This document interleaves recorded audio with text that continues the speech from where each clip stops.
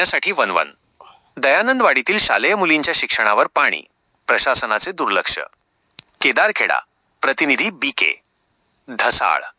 भोकरदन तालुक्यातील चिंचोली ग्रुप ग्रामपंचायत अंतर्गत येत असलेल्या दयानंदवाडी येथे भीषण पाणीटंचाई निर्माण झाली असून ग्रामस्थांना पाण्यासाठी रानोमाळ भटकंती करावी लागत आहे. विशेषतः शालेय विद्यार्थिनींना अभ्यासाचे दप्तर सोडून हातात पाण्याचे हंडे आणि घागरी घेऊन पाण्यासाठी वणवण फिरावे लागत असल्याने संताप व्यक्त केला जात आहे. अभ्यास करायचा की पाणी आणायचे? उन्हाळ्याची तीव्रता वाढत असतानाच दयानंदवाडीतील पाणीपुरवठा विस्कळीत झाला आहे.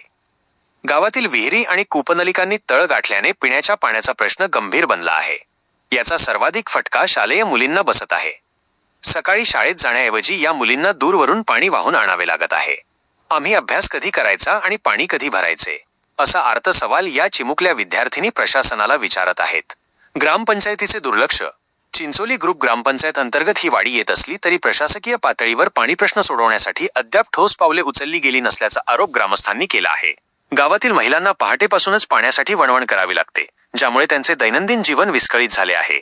ग्रामस्थांच्या मागण्या. दयानंदवाडीसाठी तातडीने पिण्याच्या पाण्याची पर्यायी व्यवस्था करावी. टँकरद्वारे पाणीपुरवठा सुरू करण्यात यावा. पाणीटंचाईवर कायमस्वरूपी उपाययोजना आखण्यात याव्यात. गावात पाण्याची प्रचंड टंचाई आहे. आमच्या मुलींना शिक्षणाकडे दुर्लक्ष करून पाणी आणावे लागत आहे.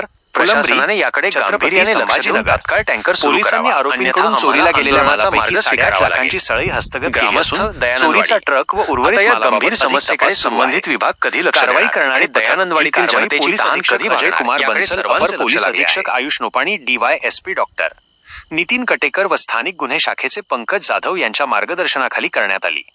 यामध्ये हसनाबादचे सहाय्यक पोलीस निरीक्षक योगेश उबाळे, पोपनी सखाहरी तायडे आणि त्यांच्या पथकासह स्थानिक गुन्हे शाखेच्या कर्मचाऱ्यांचा समावेश होता.